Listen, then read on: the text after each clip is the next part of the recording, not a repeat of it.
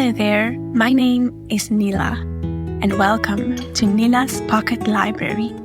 Reading books as a child is not something I did a lot. When I was young, I missed out on so many great stories, short stories, bedtime stories, novels, fairy tales, and all sorts of other stories. Now, many years later, I realize that it has left quite a gap in my life. Stories help us to use our imaginations, and they open up new worlds to us. Stories help us to see the world in a new way. Stories help us to develop our vocabularies and help us learn to communicate more effectively with the people around us. We also learn many life lessons by reading and listening to stories. So this podcast is dedicated to stories and fostering a love of stories in the hearts of people everywhere. Stories for all ages, young and not so young. Stories from different eras and generations. Stories in different genres and styles. Fantasy, mystery, adventure, and even some drama here and there. We will read through them all. Let me help you fall in love with stories and not to miss out on all the amazing adventures. So, let's start our journey. In this episode, I will be reading The Gift of the Magi by O. Henry. Let's start. $1.87, that was all. And 60 cents of it was in pennies. Pennies saved 1 and 2 at a time by bulldozing the grocer and the vegetable man and the butcher until one's cheeks burned with the silent imputation of parsimony that such close dealing implied. 3 times Della counted it. $1.87. And the next day would be Christmas. There was clearly nothing to do but flop down on the shabby little couch and howl. So Della did it, which instigates the moral reflection that life is made up of sobs, sniffles, and smiles, with sniffles predominating. While the mistress of the home is gradually subsiding from one stage to the second, take a look at the home. A furnished flat at $8 per week. It did not exactly beggar description, but it certainly had that word on the lookout for the mendicancy squad. In the vestibule below was a letter box into which no letter would go, and an electric button from which no mortal finger could coax a ring. Also, appertaining thereunto was a card bearing the name Mr. James Dellingham Young. The Dellingham had been flung to the breeze during the former period of prosperity when its possessor was being paid $30 per week. Now, when the income was shrunk to $20 though, they were thinking seriously of contracting to a modest and unassuming D. But whenever Mr. James Dellingham Young came home and reached his flat above, he was called Jim and greatly hugged by Mrs. James Dellingham Young, already introduced to you as Della, which is all very good. Della finished her cry and attended to her cheeks with the powder rag. She stood by the window and looked out dully at a gray cat walking a gray fence in a gray backyard. Tomorrow would be Christmas Day, and she had only $1.87 with which to buy Jim a present. She had been saving every penny she could for months with this result. $20 a week doesn't go far. Expenses had been greater than she had calculated. They always are. Only $1.87 to buy a present for Jim. Her Jim. Many a happy hour she had spent planning for something nice for him. Something fine and rare and sterling. Something just a little bit near to being worthy of the honor of being owned by Jim. There was a pier glass between the windows of the room. Perhaps you have seen a pier glass in an $8 flat. A very thin and very agile person may, by observing his reflection in a rapid sequence of longitudinal strips, obtained a fairly accurate conception of his looks. Della, being slender, had mastered the art. Suddenly, she whirled from the window and stood before the class. Her eyes were shining brilliantly, but her face had lost its color within 20 seconds. Rapidly, she pulled down her hair and let it fall to its full length. Now there were 2 possessions of the James Dillingham Youngs in which they both took a mighty pride. One was Jim's gold watch that had been his father's and his grandfather's. The other was Della's hair. Had the Queen of Sheba lived in the flat across the air shaft, Della would have let her hair hang out the window someday to dry, just to depreciate Her Majesty's jewels and gifts. Had King Solomon been the janitor with all his treasures piled up in the basement, Jim would have pulled out his watch every time he passed, just to see him pluck at his beard from envy. So now Della's beautiful hair fell about her, rippling and shining like a cascade of brown waters. It reached below her knee and made itself almost a garment for her. And then she did it up again, nervously and quickly. Once she felt it for a minute and stood still while a tear or two splashed on the worn red carpet. On went her old brown jacket, on her old brown hat. With a whirl of skirts and with a brilliant sparkle still in her eyes, she fluttered out the door and down the stairs to the street. Where she stopped, the sign read, Madame Sofronie, hair goods of all kinds. One flight up Della ran and collected herself, panting. Madame, large, too white, chilly. Hardly looked the Sofronie. Will you buy my hair? Asked Della. I buy hair, said Madame. Take your hat off and let's have a sight at the looks of it.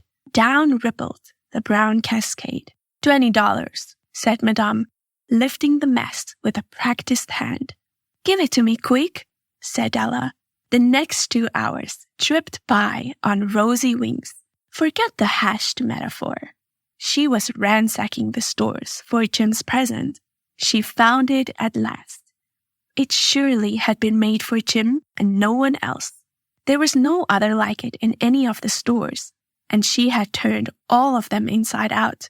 It was a platinum fob chain, simple and chaste in design, properly proclaiming its value by substance alone, and not by meretricious ornamentation, as all goods should do. It was even worthy of the watch. As soon as she saw it, she knew that it must be Jim's. It was like him. Quietness and value. The description applied to both. $21 they took from her for it, and she hurried home with the 87 cents. With that chain on his watch, Jim might be properly anxious about the time in any company. Grand as the watch was, he sometimes looked at it on the sly, on account of the old leather strap that he used in place of a chain.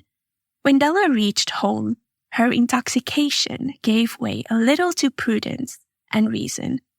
She got out her curling irons and lighted the gas and went to work repairing the ravages made by generosity added to love, which is always a tremendous task, dear friends. A mammoth task. Within 40 minutes, her head was covered with tiny, close-lying curls that made her look wonderfully like a truant schoolboy. She looked at her reflection in the mirror, long, carefully, and critically. If Jim doesn't kill me, she said to herself, before he takes a second look at me, he'll say I look like a Coney Island chorus girl. But what could I do? Oh, what could I do with $1.87? At 7 o'clock, the coffee was made, and the frying pan was on the back of the stove, hot and ready to cook the chops. Jim was never late. Della doubled the fob chain in her hand and sat on the corner of the table near the door that he always entered. Then she heard his step on the stairway down on the first flight, and she turned white for just a moment. She had a habit of saying a little silent prayer about the simplest everyday things. And now she whispered, "Please, God, make him think I'm still pretty." The door opened and Jim stepped in and closed it. He looked thin and very serious. Poor fellow. He was only 22, and to be burdened with a family. He needed a new overcoat, and he was without gloves. Jim stopped inside the door, as immovable as a setter at the scent of quail. His eyes were fixed upon Della, and there was an expression in them that she could not read, and it terrified her.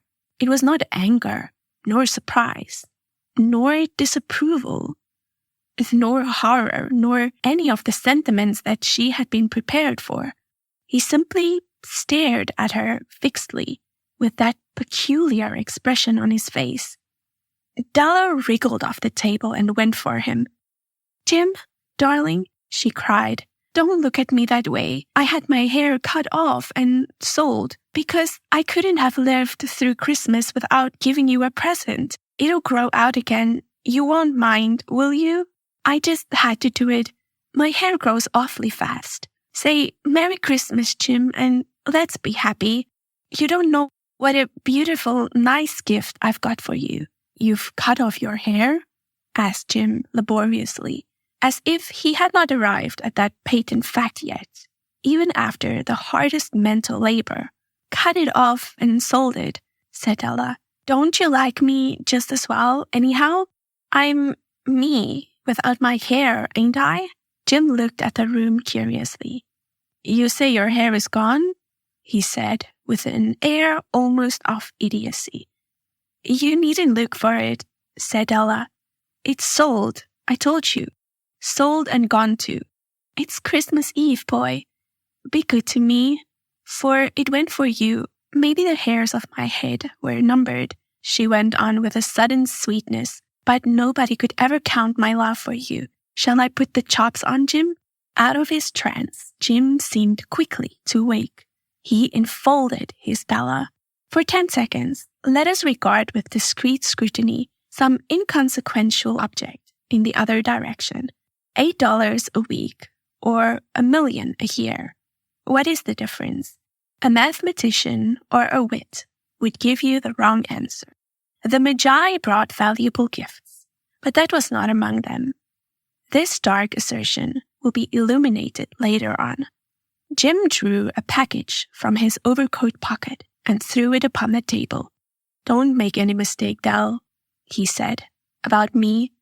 I don't think there's anything in the way of a haircut, or a shave, or a shampoo that could make me like my girl any less. But if you'll unwrap that package, you may see why you had me going a while at first." White fingers and nimble tore at the string and paper, and then an ecstatic scream of joy, and then, alas, a quick feminine change to hysterical tears and wails, necessitating the immediate employment of all the comforting powers of the lord of the flat. For there lay the combs, the set of combs, side and back, that Della had worshipped long in a Broadway window.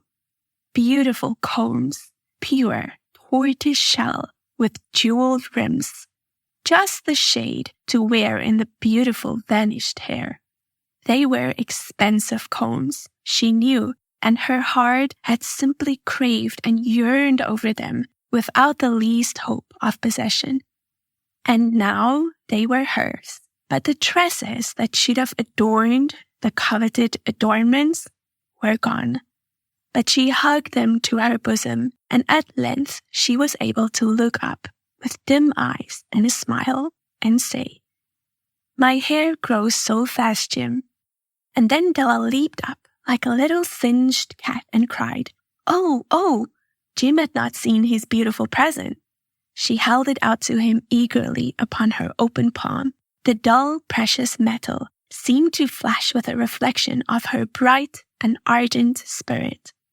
"Isn't it a dandy, Jim? I hunted all over town to find it. You'll have to look at the time 100 times a day now. Give me your watch. I want to see how it looks on it." Instead of obeying, Jim tumbled down on the couch and put his hands under the back of his head and smiled. "Del," he said, "let's put our Christmas presents away and keep 'em a while. They're too nice to use just at present. I sold the watch to get the money to buy your combs, and now suppose you put the chops on."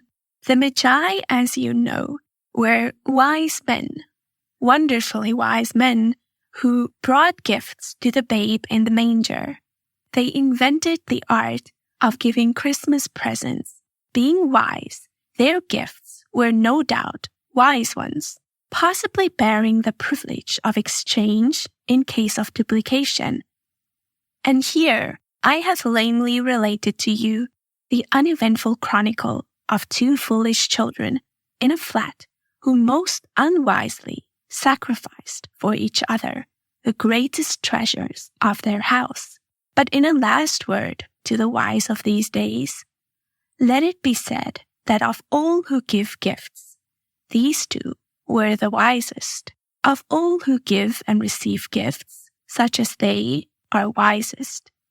Everywhere they are wisest. They are the Magi.